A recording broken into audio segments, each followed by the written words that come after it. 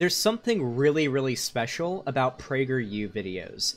I feel like I could sit down with any given video by them and just spend hours on it, sift through almost every word they say, and if I do the research and I put the time in, I can find every single claim that they make, every statistic that they cite, every article that they source are full of lies, or are just straight up a lie.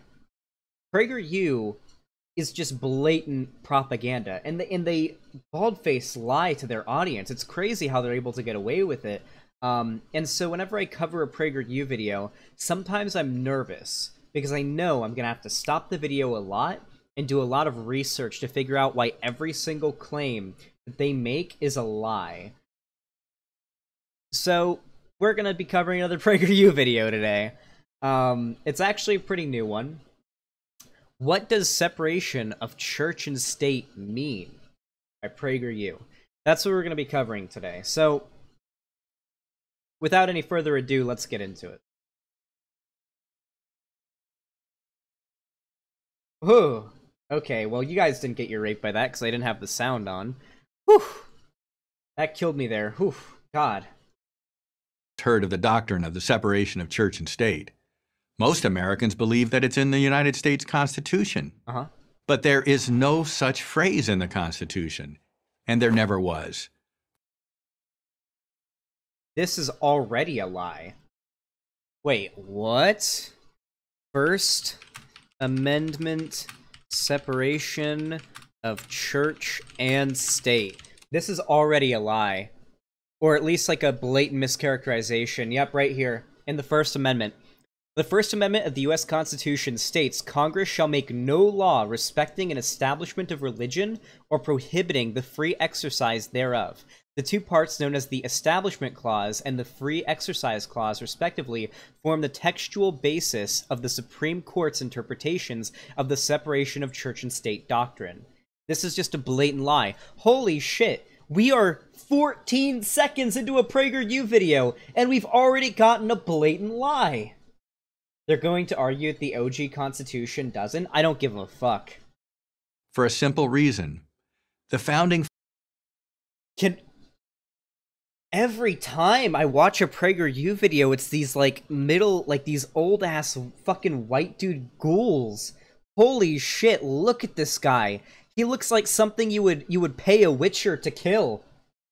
Because it's like eating the corpses in the nearby town that was slaughtered during a recent battle or something. Look at those teeth. Holy shit. Look at this dude.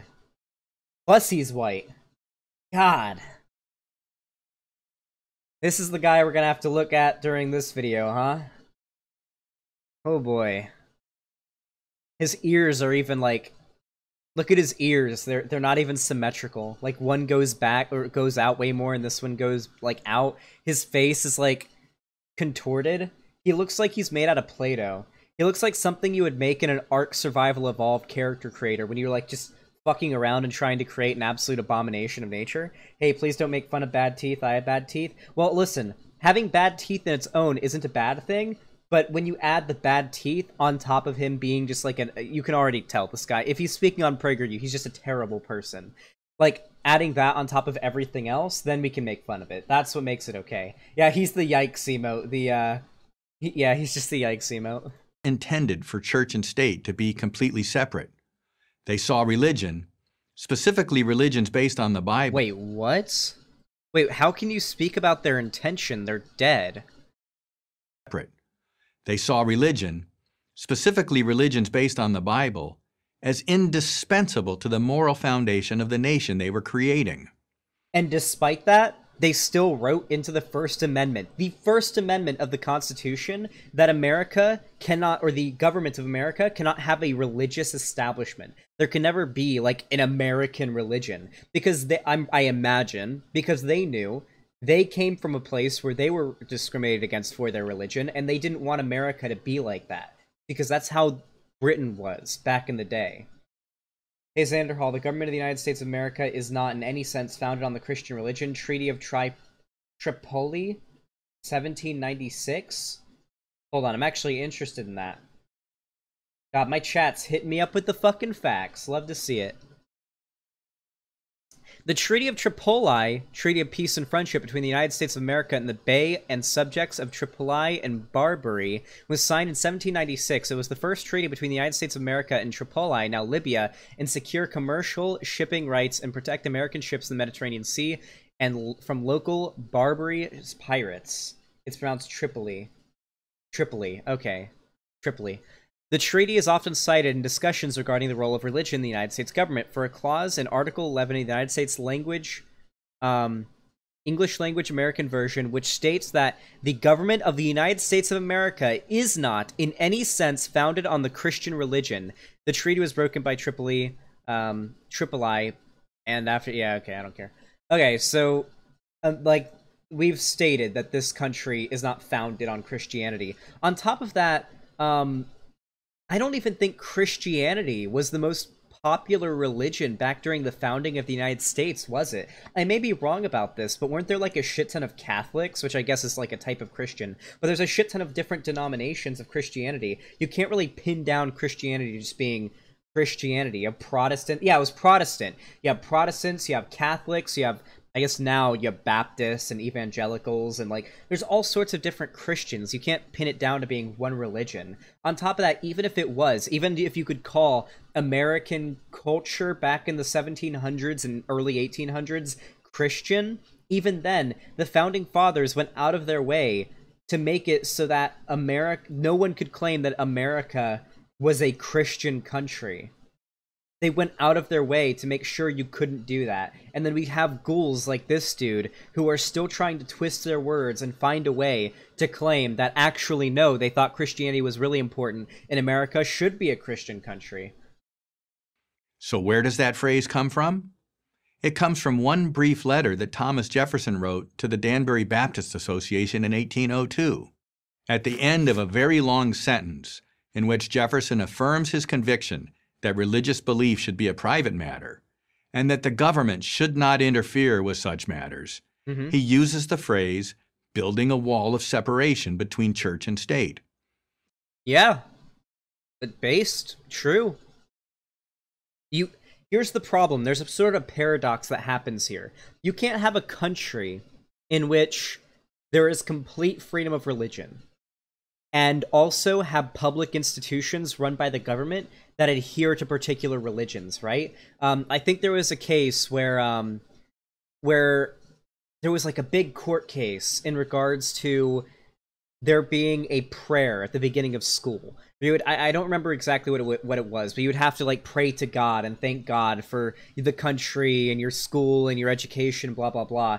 Even if that prayer isn't overtly Christian, having any type of prayer being required in public schools which are run by the government is an infringement on the freedom, the religious freedom of the students and of even the teachers and the staff and the faculty who work in these schools. Because some of them might be atheists. Being an atheist is technically included within the Religious Freedom Act, or the Religious Freedom Doctrine? I don't even know how you would word it. The idea of religious freedom in this country. So if you're forced to pray at the beginning of school, doesn't matter what religion it's for, that is an infringement on your religious freedom. So, yeah, it should be a private matter. Individual people, and even private organizations. If it's a private organization, they can also adhere to a particular religion. That's fine. But if it's a public institution, that's where the problem comes in. There does need to be a wall of separation between church and state, and that is a perfect way to put it. And that's where the phrase lived, undisturbed, lost in Jefferson's voluminous correspondence for almost 150 years. I don't believe this. I guarantee that's a lie. I would never take something that someone from PragerU says like this at face value, because every time I decide to dig into the claims and the citations from a PragerU person, they always end up being a lie. I just have to do a little bit of research on it and it always ends up being a lie. And guess what? I don't particularly feel interested in doing that right now. I'm not particularly in the mood to do a shit ton of research right now to figure out why what this guy is saying right now isn't true. But more on that in a moment. First, let's discuss what the Constitution actually does say about religion and its role in public life. The answer is found in the First Amendment to the Constitution. Congress shall make no law respecting an establishment of religion or prohibiting the free exercise thereof. So this wording in the First Amendment is left extremely up to interpretation, as a lot of the wording within the Constitution is, because this was written back in the 1700s. So yeah, the way of speaking was very different back then, and also modern sensibilities and technology and a lot of other things has changed a lot. It's up to the Supreme Court and Congress and a lot of other governing bodies within the United States government to interpret the wording of the Constitution to more fit our modern day view of the world, right? So for example, while I'm all for gun rights, like, hey Vermin, I love guns, you know, I think it's important. The proletariat, under no circumstances should the proletariat be disarmed, all that stuff, right?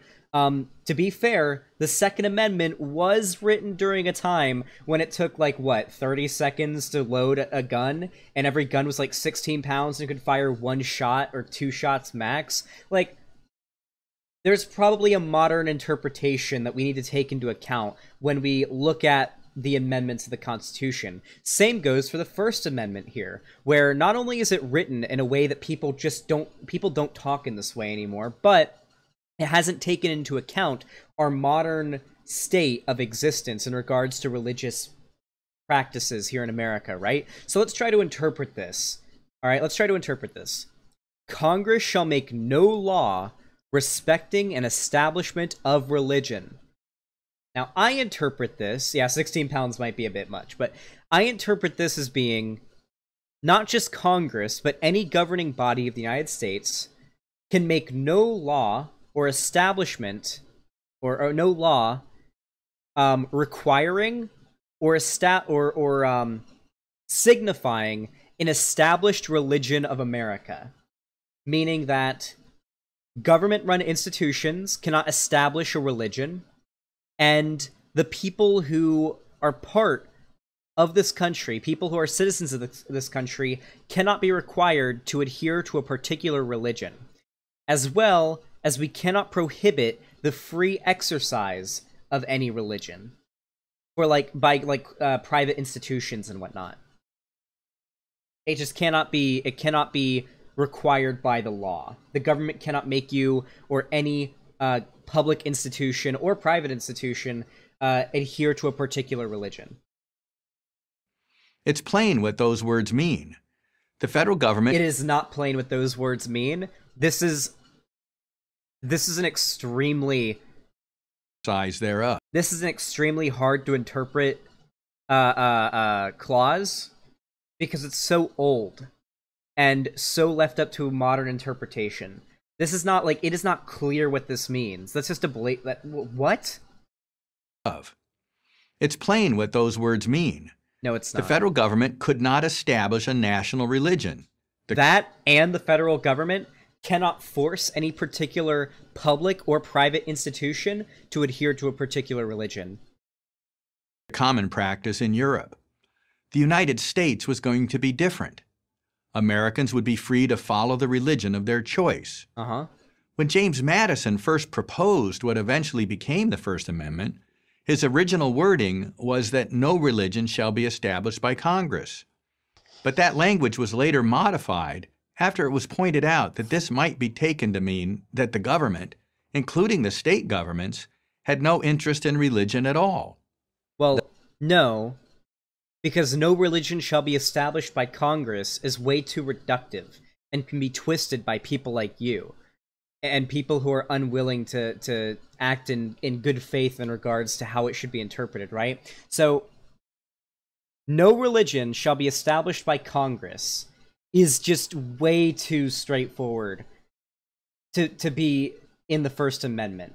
This can be twisted in so many ways. It could probably be used by, like, you know, modern day Republicans to attack, like, Muslims, right? This doesn't even include anything about religious freedom. or like actual religious freedom, not the religious freedom bills that modern day Republicans try to pass, right? This doesn't even include anything about banning particular religions, right? The way that the Constitution words the First Amendment now both acknowledges that there can be no government established religion, while also clarifies that you cannot prohibit the free exercise of a particular religion. So that's probably the reason why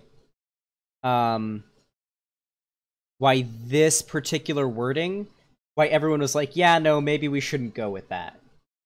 The state governments had no interest in religion at all. The founders did not want this. I'm not going to take this guy's word for what the founders wanted. I'm sorry. PragerU has lost my trust. Every single time I've covered one of their videos, they've just blatantly lied to my face. If they aren't giving me a direct citation, they're just expecting me to go with them on something, I know that I shouldn't. I don't believe this. I'm going to guess the reasoning for why they decided not to go with this wording was because it was too reductive and didn't cover all the bases that they wanted covered, as we went over just a few minutes ago, or just a few seconds ago. As George Washington said in his farewell address, religion and morality are indispensable supports of our political prosperity. So? This has nothing to do with the establishment of religion in this country. Because he was the president, and during a speech he said that religion and morality are indispensable supports of our political prosperity? Who gives a shit? That has nothing to do with the Constitution.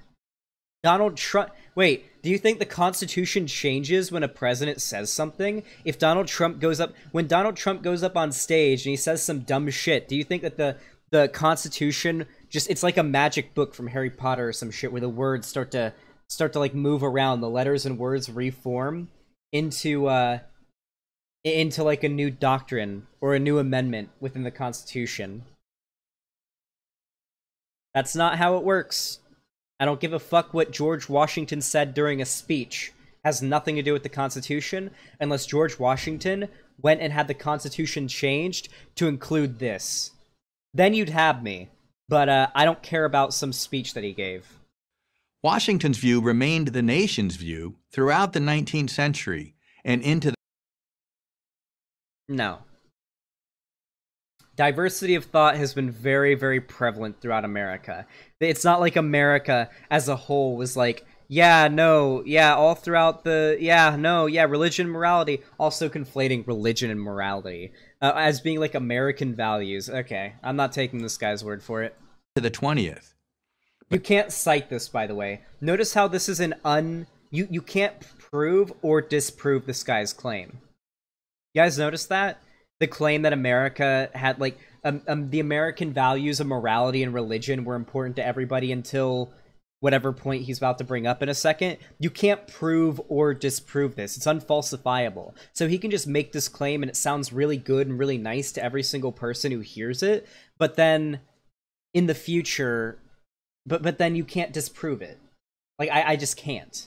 God, his teeth scare me. Jesus Christ, it's like gaping, it's like looking into the gaping maw of like unending doom. But that changed in 1947. In that year, in the case of Everson versus Board of Education, the Supreme Court ruled in a 5-4 decision that under the First Amendment... Wait, is this the prayer thing? I know, this has to be it. This is the school prayer thing, isn't it? This is going to be about the praying in schools. Holy shit. If I'm right about this, someone has to donate $100 right now. Someone has to donate $100 to me right now if I'm right about this. Yeah, how do you like that Jordan Peterson's teeth emote, the Teetherson meme? If I'm right about this, I either want to get a $100 donation or a bunch of Xander gods in chat. Alright, hit me with it. Neither a state nor the federal government could pass laws which aid one religion, aid all religions, or prefer one religion over another. Okay. For the first time in American history, the First Amendment was not only about the prohibition of establishing a national religion, it was also about not giving any encouragement to any religion.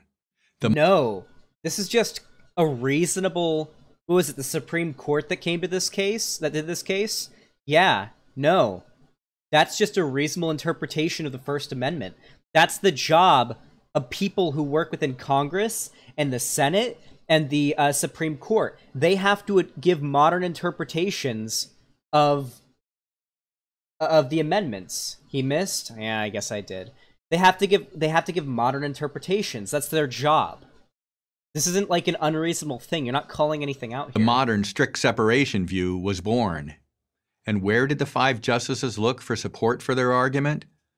Not the Constitution, because there was nothing in the Constitution to help them. Yeah, they literally interpreted gave a modern interpretation of the Constitution's First Amendment. But to that one phrase Thomas Jefferson wrote back in 1802.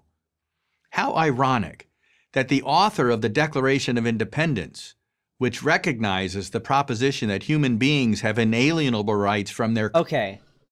The Declaration of Independence and the Constitution are not the same thing. The Declaration of Independence is basically a layout from which our it was like our draft of what our country was supposed to be to like the rest of the world, particularly to Britain. Like, hey, yeah, we're literally declaring our independence. This is what we're about. They're not the same thing. The Constitution is like the actual framework through which we've actually built our country around. That is up to the modern interpretation of the Senate, the Congress, and the Supreme Court. Creator, and not from government, was now being used to separate... Yeah, Fruitless Robot, you're right. The justices' jobs are literally to interpret the Constitution to modern day. Religion from the public square.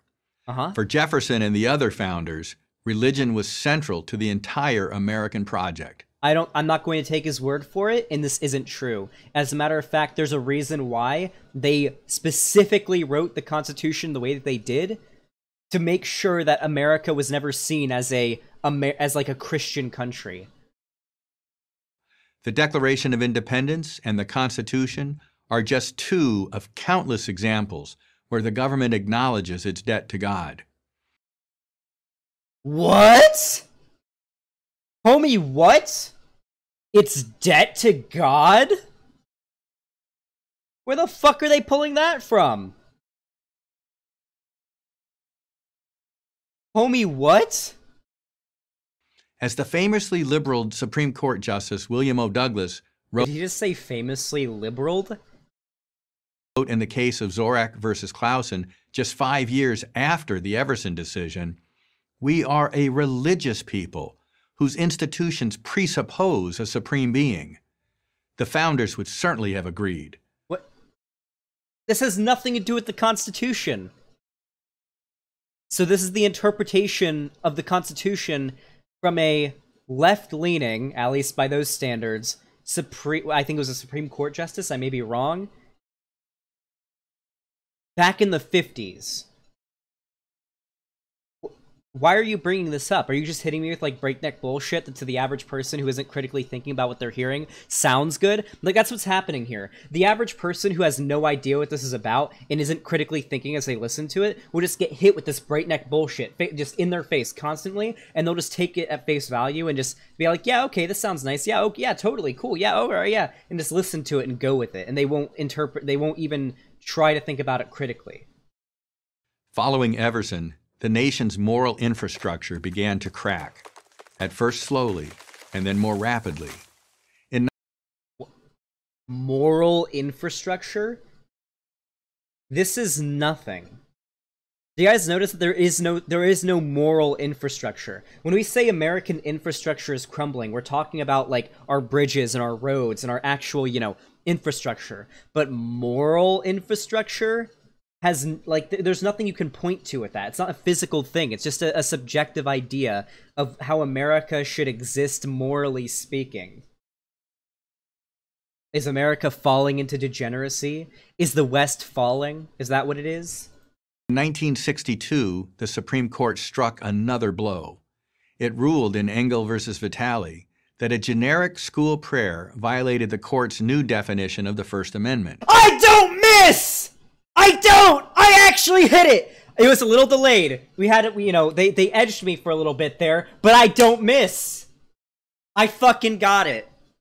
They edged me on a little bit there with the, I knew they would bring it up. I fucking knew they would bring it up, because all these people love to bring up this really specific case. The Engel versus Vitale. Holy shit.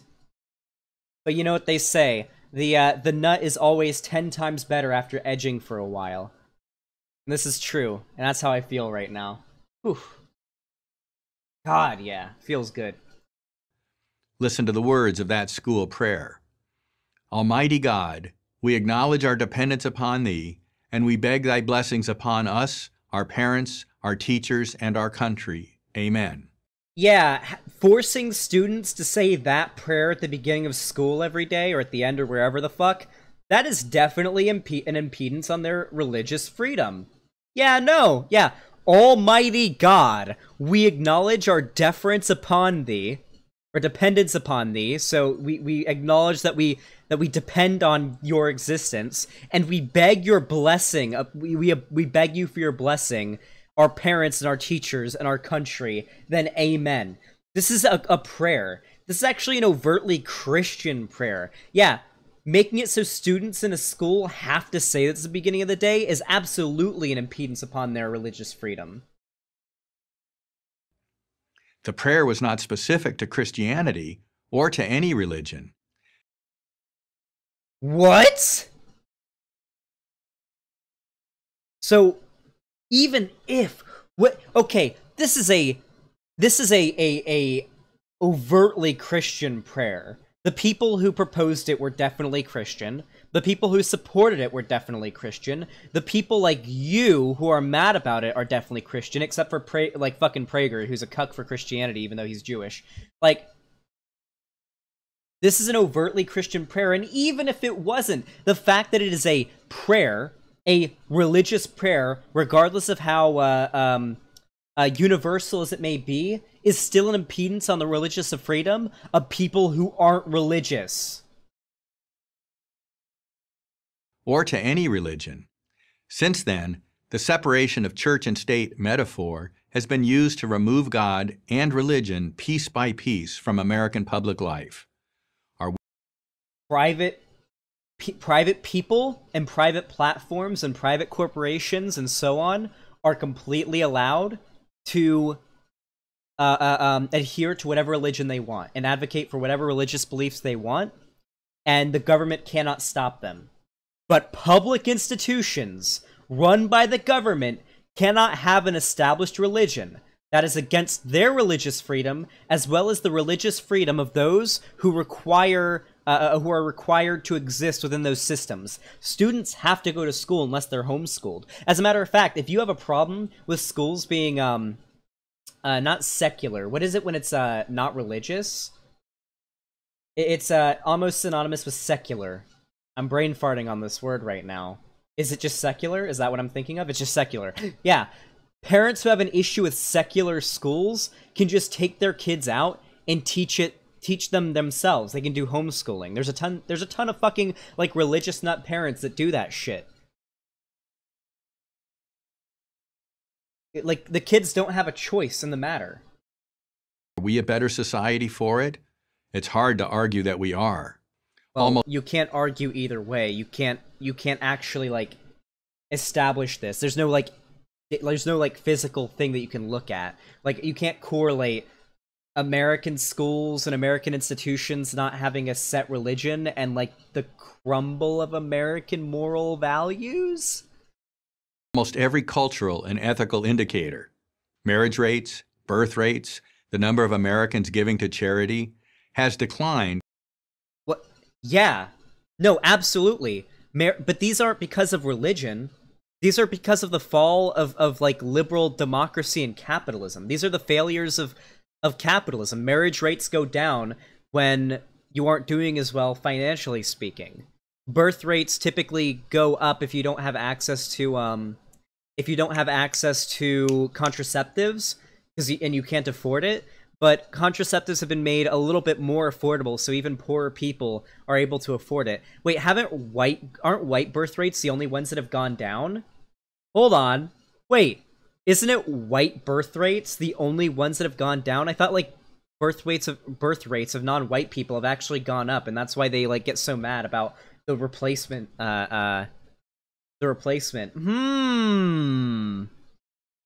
Don't take me at my word on that one. I'm not 100% sure if it's just white birth rates that are dropping. Americans giving to charity, I mean, you're going to give to charity less if you don't have the money to spare. Charity isn't like a Christian thing. I mean, like, Vosh literally did like a charity live stream a couple days ago for BLM. Thought Slime, as much as I hate the dude, did the same. Who was it?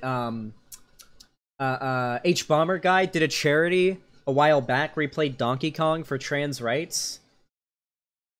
Yeah, Vosh raised $20,000. I don't even believe... I'm pretty sure we can attribute this more to the failures of capitalism and then, like, the fall of American moral values. What? Homie, since what? God and religion have faded from American life. Meanwhile, children without fathers in their lives, behavioral problems in schools, and crime have gone up dramatically. Yeah. No. This has nothing to do with religion. Single-parent households, I don't know why they specify children without fathers, but we'll go with single-parent households are happening because of socioeconomic reasons, you know, crime, all that shit. We know these things, right? Behavioral problems in schools have been directly linked with lead. These are a lot of the same issues that black people in America face, right? You know how whenever like a racist brings up the 1350 stat, we're like, well, okay, we have to take into account the fact that a lot of black people are poor due to the discrimination that they face. They live in worse housing, which is a higher chance of having lead paint in it, which directly leads to a drop in IQ and behavioral problems in school, which directly links to crime, which directly links to children without fathers or single-parent households. It's all, I think the word I'm looking for is cyclical. It all goes into each other. It's like a cycle. Look at that. Since God and religion have faded from American life, all these things have happened, and they're completely unrelated. Do you think if everybody was Christian tomorrow, or like religious tomorrow, and was like good Christians, that these problems would be solved, or even in the slightest bit improved? Fuck no. None of these issues would be even slightly improved if everyone was just Christian, right? Wait. Aren't these issues most prevalent within, like, non-white communities, which are overwhelmingly Christian? Like, Hispanic people are overwhelmingly Catholic. Black people tend to be, like, Christian, from the data that I've seen. These communities are already Christian. Most people in prison are religious, that's true. God, PragerU. You think way too lowly of your viewer base. I mean, clearly you're getting by just fine doing it, but like they really do make these videos with the assumption that nobody is going to think critically about a single claim that they're going to make. And all because of one vote in one court case based on one sentence in one letter. On such things do nations and history turn. I'm John Eastman. He's unironically doing a fall of Western society meme. That's actually what we're getting. Professor of Law at Chapman University and a Senior Fellow at the Claremont Institute for Prager University. This video... Okay. That's about what I expected from this video. Isn't it awesome how every time I get into a PragerU video, I can always predict that we're going to be just bombarded with lies and bullshit? Isn't that fun? Isn't it cool how I can always do that? Fuck him. Nice meme, though.